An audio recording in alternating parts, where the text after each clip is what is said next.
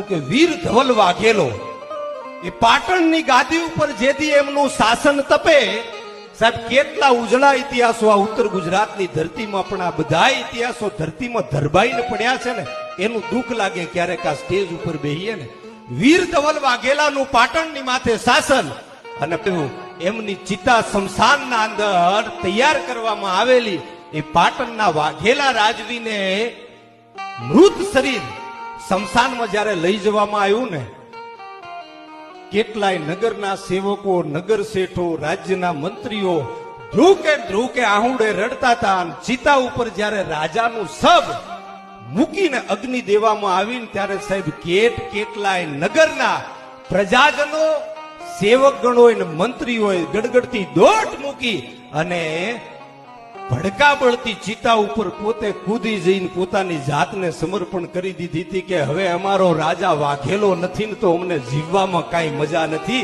જીવવામાં કાંઈ મજા નથી. સાહેબ મંત્રીગણ વસ્તુપાળ અને તેજપાળ એ સૈન્ય લઈ અને પાટણના શમશાન ગૃહમાં આખી સેના ઉતારવી પડી હતી. કેમ? માણસને બળતા રોકવા માટે, બળતા અટકાવવા માટે.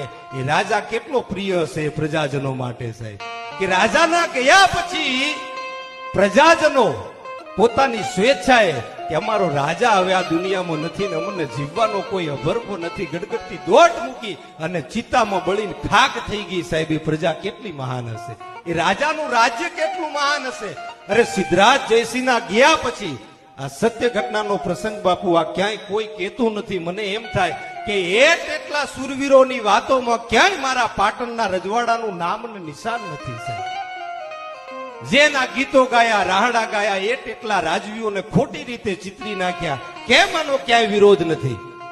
કરણ ઘેલો એ કરણ ઘેલો નથી, કરણ વાઘેલો છે સાહેબ. કેટલો એને કેટલાય ગીતોમાં ખોટી રીતે ચિતરવામાં આવ્યો. અરે સિદ્ધરાજ જયસિંહના શાસનમાં સિદ્ધરાજના ગયા પછી આ ભારત દેશમાં ચક્રવર્તી રાજાઓ બે કહેવાયા. એમાંનો એક આપણા ઉત્તર ગુજરાતનો સિદ્ધરાજ જયસિંહ. અરે ક્ષત્રિયો જેના નામની પાછળ સિંહ લખાવી સમગ્ર વિશ્વમાં ગૌરવ લે છે ને એ સિંહ લખવાની શરૂઆત થઈ હોય ને, જેને સિંહ સંવતની શરૂઆત કરી હોય ને તો એ આપણા ઉત્તર ગુજરાતમાં પાટણની ગાદીમાંથી થઈ છે. આ સત્ય ઘટનાનો પ્રસંગ. સિદ્ધરાજ જયસિંહના ગયા પછી પોતાના ચરણની પાદુકા વડે 1 મહિનો પાટણનું રાજ્ય ચાલ્યું. કાં તો રામ રાજ્ય ચાલ્યું હતું અયોધ્યાની ગાદી ઉપર. દુનિયામાં આવો કે દાખલો હોય ને તો મને બતાવજો સાહેબ. કોઈ કે અમે આટલા પાદરના ધણી, કોઈ કે આટલા પાદરના ધણી.